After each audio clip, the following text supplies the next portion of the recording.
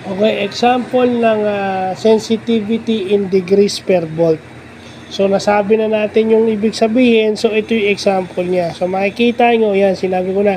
Yung sensitivity is denoted by letter K. So, yung range ng angle is 0 to 180 at yung voltage is 0 to 5 volts.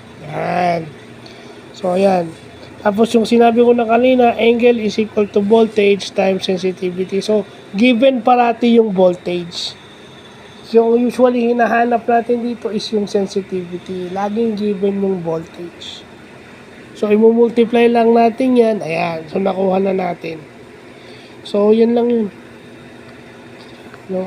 Kung meron tayong voltage to distance, meron tayong voltage to angle. Ayan. Sa voltage to angle na tayo, siningit lang. So, yun lang po.